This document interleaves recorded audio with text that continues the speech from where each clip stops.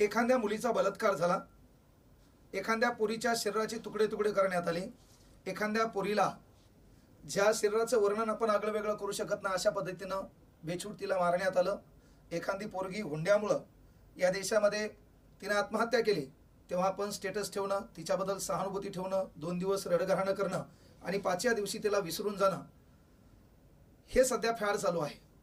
याला कलियुग म्हणण्याऐवजी याला व्हायरल युग म्हणणं काही वावगं ठरणार नाही. कारण कुठलाही गुन्हा करा, कुठलाही क्राईम करा, कुठल्याही आहे ना मनुष्य जातीला काळीमा फासेल त्या घटनेच्या शेवटच्या टोकापर्यंत जा, लोक विसरत आहेत.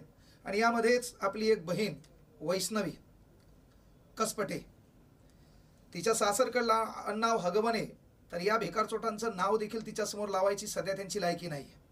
ही आपल्यातून गेल्याच्या नंतर आपण जागा झालो. प्रत्येकानं फेसबुकवर पोस्ट ठेवली, प्रत्येकानं स्टोरी ठेवली, प्रत्येकाने अनेकाने रील तयार केल्या, पण खऱ्या अर्थानं तिला रिअल न्याय भेटेल का हा देखील एक फार मोठा प्रश्न आहे. वैष्णवी, तू प्रेमविवाह केला होता आणि प्रेमविवाह करत असताना जेव्हा जर पुढचा भिकारचोट ज्याची लायकी अंडरपॅन्ट घेण्याची नाही तो ती ह्या बापाकडून अपेक्षा करत असेल, तो 51 तोळे सोनं मागत असेल, 7.5 किलो चांदीचं ताट मागत असेल, तो फॉर्च्युनर गाडी मागत असेल, तर याचा अर्थ त्याचं प्रेम तुझ्यावर नव्हतं, त्याचं प्रेम तुझ्या बापाच्या प्रॉपर्टीवर होतं. त्यावेळेस जर कदाचित तू ओळखला असतं तर कदाचित तिहा वाट्याला हे दुःख आलं नसतं. आज तुझं दुःख आहे, त्या दुःखातून कुठंतरी तू मोकळी झाली आहे, पण येणाऱ्या काळात पदोपदी पावलोपावली एका लेकराला ते दुःख उपभोगायचं. तो लेकरू आहे 8 महिन्याचं. काल त्याच्या आजीपर्यंत ते आलं. त्या लेकराला देखील छळविछळ करायला हे लोक कमी पडले नाहीत. तो जो भिकारचोट तुझा सासरा आहे, जो ग्रामपंचायतच्या निवडणुकीला पडतो, आमदार पदाच्या निवडणुकीला पडतो, पंचायत समितीच्या निवडणुकीला पडतो, 3 वेळा राजकारण करतो, अरे त्याला 50-60 मतदान पडत नाही, त्याची लायकी नव्हती आहे ना. त्यानंतर तू मरण पावली, तू आत्महत्या केली का तुला मारले, हे शेवटी ठरवणारा PM रिपोर्ट आहे, ते न्यायालय आहे. पण ते होत असताना हे बढियापैकी मटणाच्या पार्ट्या करायलेत, बढियापैकी इकडून तिकडे फिरायलेत, तिथं एन्जॉय करायलेत, दातं खिचकायलेत. आणि एवढं होत असताना तुझ्या दुःखाचा विसर सर्वांना पडलाय. तुझ्या बापाचं देखील चुकलं की जेव्हा सासरवाडीकडून एवढ्या मागण्या होतात, आपली पोरगी सुंदर आहे, आपण घरंदाज आहोत, तर मग अशा हलक्यांच्या घरी तिला देण्याचा प्रश्न का पडला, का द्यावं लागली एवढी प्रॉपर्टी. एवढी प्रॉपर्टी देत असताना वारंवार त्यांची मागणी असेल तर बाप या नात्यानं तुमचं काम होतं. जरी तिनं प्रेमविवाह केलाय तर तिच्या समस्या काय आहेत, तिच्या अडचणी काय आहेत, त्या जाणून घ्यायच्या होत्या, तिला जवळ घ्यायचं होतं. आणि बाळा असो, कारण जीव एकदा गेला, नंतर स्टेटस ठेवल्यानं समाजाला उपदेशन केल्यानं काही होत नाही. त्यावेळेस तुम्ही कदाचित तिला समजून घेतलं असतं, ती वाचली असती, या लेकराला एक आगळा वेगळा न्याय भेटला असता. आता पहा याच्यामध्ये मेन गोष्ट काय आहे, 28 एप्रिल 2023ला ह्या ताईचं लग्न झालं. लग्न हे प्रेमविवाह, हा प्रेमविवाह साधा सुद्धा नाही, सनीज वर्ल्ड जिथं सर्वाधिक जास्त महागडं आहे ना ठिकाण आहे, त्या ठिकाणी हे लग्न झालं. लग्न आलिशान झालं. त्या लग्नाच्या आदल्या दिवशी म्हणजे बैलासमोर गौतमी पाटीलला नाचवण्याचं काम या हगवणे कुटुंबानं केलंय. आणि मग या ठिकाणी नाचण्याचं काम केलं. त्यानंतर जर तू प्रेमविवाह करतो, तिच्या पतीचं नाव आहे शशांक, नावानंही कर्मानंही वागण्यानंही 1 नंबर दलिंदर, कायद्याचा धाक नाही, कुठली राजकीय पार्टी तुम्हाला हाताशी धरतीये, कोणावर तुमचा वरद भासतंय, या सर्वांचा शोध घेणं काळाची गरज आहे. आणि मग त्यानंतर 51 तोळे सोनं, फॉर्च्युनर गाडी, 7.5 किलो चांदीचं ताट, आणि त्यानंतरही एवढी सुंदर पोरगी, 8 महिन्याचं लेकरून, तरी भिकारचोटा अंडरपॅन्टीची अपेक्षा सासऱ्याकडून ठेवतो. हा तुझा बाप म्हण कुठल्या पार्टीचा काय पदाधिकारी, ते खायाचे वांदे, तो राहणीमान, लग्नामध्ये एवढा सुंदर फोटो है ना. अरे तुझ्या चेहऱ्याच्या आतून किती कपट होतं हे अख्ख्या महाराष्ट्रानं पाहिलं. एवढ्या सुंदर ताईला तू मारण्याचं काम केलं. जरी तिने आत्महत्या केली असेल तर त्यामागं मूळ कारण तू आहे. बापानं वर्णन केलं, तिच्या पाठीवर मार होता, मांड्यावर मार होता, तिच्या शरीरावर अनेक ठिकाणी वळ होते, त्याचं कारण तू आहे. तू नवरा नव्हता, तू हैवान होता. म्हणून मायबापांना विनंती आहे, पोरगी कोणाच्या ठिकाणी देत असताना पोरींना विनंती आहे, जरासा काय करा, ते पळून जाणं जरासा माच कमी करणं काळाची गरज आहे. हे लव्ह मॅरेज, लव्ह प्यार, इश्क, दुःख, दर्द, गम याच्या जरासं लांब राहा. 20-25 वर्ष ज्या बापानं आपल्यासाठी झक मारली का, त्या बापाला उलटून आपण स्वतःच्या मनाने एखादं लग्न करण्यापेक्षा एकदा बापाचं मत ऐका. बापाचं मत ऐकल्यावर जीवनात तुमच्या पदरात कधी दुःख येणार नाही, ही देखील गोष्ट लक्षात घ्या. तोच बाप आज समाजाला उपदेश करायला, पोरी हो प्रेम करताना काय करा, विचार करून करा है ना. तो कसा तुमचा काटा काढेल, कोण कधी कसा नशिबात पडेल काही सांगता येत नाही. हे नंतर झालं, पण त्यावेळेस ताई तू शिकलेली होती, तू पण काम होतं. प्रेमविवाह म्हणल्याच्या नंतर एवढ्या मागण्या यानं का केल्या. आता याच्यात हा एकटा दोषी नाही, याच्यामध्ये सासरा तो सुनाला छळतो काय, तो सुनाचा विनयभंग करतो. हरत्या गौऱ्या मसना जायची वेळ आली है ना. वय वर्ष 60 असताना तुला करंट येतंय कुठून, तुला तेवढा माज येतो कुठून है ना. त्या पुरीच्या वयाच्या त्या सुना आहेत आणि एवढे कुठाने त्या मनात येतात कुठून बाबा. ह्या टायमाला तो भजन करण्याचं वय आहे आणि ह्या टायमाला तू काय करायला, काल्याचं कीर्तन करायला. एवढे कुठाने त्या नशिबात आले कस काय. कारण का तुला माहित आहे ना, तो कोणीच काही वाकडं करू शकत नाही. त्यानंतर तो दुसरं पोरग दिसायला चेहरा गदळ है ना, बायल्यासारखा चेहरा त्याचा. तुमचं काम होतं गोरगरिबाच्या लेकरांना मारताना. आता हे पहा काय नमुने आहेत. हा नवरा आणि हा देर आहे, दिसतानाच बायला दिसतो आणि हा टग्या आहे. विनंती आहे की हे सुटले ना पुन्हा कोणाला तरी गंडवणार आहेत, हे सुटले ना कोणाच तरी पुन्हा गेम करणार आहेत. आणि हे सुटलेत याला फक्त दोषी कोण असेल, राजकीय यंत्रणा असेल, याला पाठीशी घालणारी यंत्रणा असेल. त्यामुळे विनंती एकच आहे, गोरगरिबाला मारण्यासाठी सत्तेत आलात का हा प्रश्न तुम्हाला विचारणं सामान्य जनतेचा प्रश्न आहे आणि त्याचं उत्तर तुम्ही देणं काळाची गरज आहे. 26 तारखेला म्हणजे पहा ना, 6 नोव्हेंबर 2024ला या वैष्णवीची जाऊ आहे.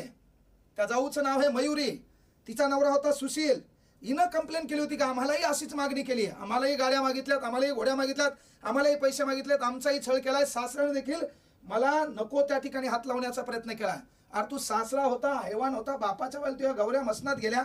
ह्या टायमाला तो वय काय तू करतो काय, ही कळाची गरज आहे, शोधणं गरजेचं आहे. आमच्यासारखा व्हिडिओ केल्यावर हे लोक आमच्याही मागे लागेल कमी पडणार नाहीत, पण खऱ्यासाठी बोलणं कळाची गरज आहे. जर आपण तो विचार केला तर आपलं वाईट होईल, आपल्याला काय मागे लागायचं. येणाऱ्या काळात पुन्हा एखादं निष्पाप लेकरू मारायला ह्या अवलादी कमी करणार नाहीत. शूर्पणखापेक्षा डेंजर ही नाव करिश्मा. हिनं तर आगळाच करिश्मा. ही म्हण ह्या दोघींना म्हणजे ह्या जावा नाहीत का मयुरी आणि वैष्णवी, यानं कोणती साडी नेसायची हिनं ठरवायची आणि हिनं डटंग टटंग काही नेसो न निसो हिला काही विषय नाही, पण त्या 2 जावांनी कोणती साडी नेसायची ह्या ननंदनं ठरवायची. अख्ख्या महाराष्ट्रात अनेक कुटुंब ननंदमुळे उद्ध्वस्त झालेत. म्हणून त्या ननंदला घरात लय ठेवू नका. तिचं वय ह्या 50-60 वर्षापर्यंत घरात झेलू नका. कुठतरी कोणासोबतही लावून द्या, फटकन घरातून काढून द्या. ही करिश्मा. त्यानं कोणती भाजी करायची हे हिनं ठरवायचं. त्याच्यानंतर नवऱ्याला बोलायचं का नाही हे हिनं ठरवायचं. मग ही बिना लग्नाची, मग ह्या भावांचं आणि तिच्या ज्या काही ह्या वहिनी आहेत याचं सुख हिला कसं देखोल. आपल्या पत्रात दुःख आहे, आपल्याला नंगानाच करायची सवय. आणि मग ही वहिनी वैष्णवी, मही वहिनी कोण मयुरी यांचं या 2 भावांसोबत किती चांगलं चाललं हे येईल कसं देखोल. शूर्पणखा रावणाच्या बहिणीपेक्षा डेंजर असणारी बहीण, नाव करिश्मा. हिनं तर करिश्मा दाखवला. पोलीस प्रशासनाला यंत्रणा विनंती आहे, चांगलं हा ना कळलं का, लाईफ टाईम विसरले नाही पाहिजे. हिचा फोटो पहा ना. ही सांगती साड्या कोणत्या नेसायच्या, कोणाला वहिनीला. कोणत्या वैष्णवीनं साडी कोणती नेसायची ही ठरवणार, वैष्णवीनं भाजी कोणती करायची ही ठरवणार, ती तिच्या नवऱ्याला बोलणार का नाही ही ठरवणार. हिचं वय 35 वर्षे, हिचं लग्न नाही, ही काय आता हिचे कपडे पहा आणि वहिनीला ठरवणार. गेली ना तुमच्या त्रासापोटी, मेली फुकट, मारलं फुकट.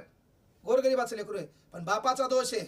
पोरीचा लग्न विवाह प्रेम विवाह होता, लग्न एवढं आलिशान केलं, याईनं मागण्या केल्या, मोठमोठे राजकीय लोक आले, तेव्हा तुम्ही काय झोपेत होते का, तुमचं काम नव्हतं एवढ्या गोष्टी मागायलेत है ना. अरे इथं 50 लोकांना आपण विचारतो मागलं बॅकग्राऊंड काय आहे, यांचं खरं खोरं काय आहे, हे तुमचं काम होतं. 51 तोळ्यापर्यंत तुम्ही सोनं देता, फॉर्च्युनर गाडी देता, याचा अर्थ दोष तुमचा पण आहे. मुलीनं प्रेम विवाह केलाय, मुलीच्या मागण्या किंवा मुलगी खरंच गरीब ठिकाणी दिली आहे, जवळ तुम्हाला स्टँड करायचं आहे, त्याला काहीतरी आगळं वेगळं दिलं काही विषय नाही.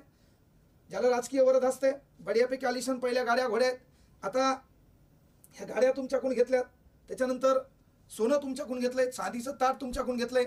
मला तर वाटतंय ह्या तिघांनी अंडरपॅन्ट देखील लग्नात सासऱ्याकडूनच घेतली असेल है ना. अंडरपॅन्ट देखील काय केला, हा फोटो पहा कसा वाटतंय, काय ठरवलं असेल तिनं, कसा संसार करायचा आहे. प्रेम विवाह आहे, त्यात बापानं एवढं आलिशान लग्न लावून दिले, किती छान वाटलं असेल. वाटलं असेल का 2 वर्षात आपलं होत्याचं नव्हतं होईल, आपलं 8 महिन्याचं लेकरू पोरकं होईल. त्यामुळे विनंती आहे सरकारला. महिला आयोगाकडे तक्रार केलेली आहे मयुरीनं, तिनेही सांगितलंय कळलं का. 6 नोव्हेंबर 2024ला तिने तक्रार केली. आपण साप गेल्यावर काठ्यामारून काय होत नाहीये, साप गेल्यावर काठ्यामारून काय होत नाहीये. आणि तेच या देशात घडतंय. एखादी पोरगी मेली, ती बळी ठरली, मग आपण स्टेटस ठेवायला है ना, आपल्या भावना व्यक्त करायला आपण रडके स्टेटस ठेवायला, त्याच्यानंतर मेणबत्त्या पेटवायला. यानं देश जागृत होणार नाही. कुठले तरी कायदे कडक करावे लागतील. जे लोक हा गुन्हा करतात किंवा गुन्ह्याला चालना देतात, भर रस्त्यात ज्या ठिकाणी यांनी मान सन्मान कमवलाय त्या ठिकाणी यांना मारा. यांचा जसं वळू नाही का माजलेले किंवा एखादा बैल तो माजल्यावर जसं आपण काय करतो ठेचतो ना, तसं ठेचल्याशिवाय यांना पर्याय नाही. कायदे कडक करून अशा हैवानांना योग्य ती शिक्षा, मनुष्य जातीचा म्हणजे रूह कापला पाहिजे अशा शिक्षा देऊन या वैष्णवीला तुम्ही न्याय देसाल. ताई, तुझंही काम होतं, प्रेमविवाह केला, याने एवढ्या मागण्या केल्या, याचा अर्थ याचं प्रेम तुझ्यावर नव्हतं, तुझ्या बापाच्या प्रॉपर्टीवर होतं. तुझ्या बापाचं एकच चुकलं, तुझ्या बापाने एवढ्या गोष्टी देत असताना तो वारंवार मागणी करतो. एक तुझ्या बापाचा फोन आणि तुला म्हटलं असतं जाऊ दे, है ना, तुझं नशीब खराब आहे, ये आपल्या घरी राहता येईल, गुन्ह्या गोविंदानं माझा नातू आणि तू जगशील, है ना, काहीतरी करशील आणि आपण कमी ना होत, काहीतरी चांगलं करता आलं असतं. हा जर तुझ्या बापाचा फोन असता त्यावेळेस त्या बापानं तुला आधार दिला असता. केवळ आपलं नाक जाते आणि पोरीनं कुठलीही गोष्ट ऐकून घ्यायला पाहिजे, तिनं संसार करायला पाहिजे, या पोटी, या भावनेपोटी या महाराष्ट्रात अनेक महिलांना त्रास होतो. अनेक महिला दुःख गिळून संसार करतात. पण महिलांनो, जिथं त्रास हा डोक्याच्या वरती जातो, त्रास हा सर्व टोकाला स्पर्श करतो, तेव्हा बापांना बोला, कायद्यासमोर या आणि आपलं दुःख व्यक्त करा. मात्र जीव गमावू नका, कारण जान है तो जहां है. वैष्णवताई, तुला भावपूर्ण श्रद्धांजली. येणाऱ्या काळात महाराष्ट्रात ज्या ताई आहेत, भगिनी आहेत, असा त्रास कुठलंही कुटुंब, कुठलाही माजोरडा, कुठल्याही राजकीय पार्टीचा वरदहस्त असणारा करत असेल, कायद्यासमोर या. कायदा तुम्हाला न्याय देत नसेल, अनेक सामाजिक संघटना आहेत, त्याही नसतील, आमच्यासारख्याकडे या. आम्ही आमच्या माध्यमातून, नसेल तर ठोका आणि बराबर करा या तत्वावर चालून नक्कीच तुम्हाला न्याय देऊ, हा शब्द या ठिकाणून देतो. थांबतो.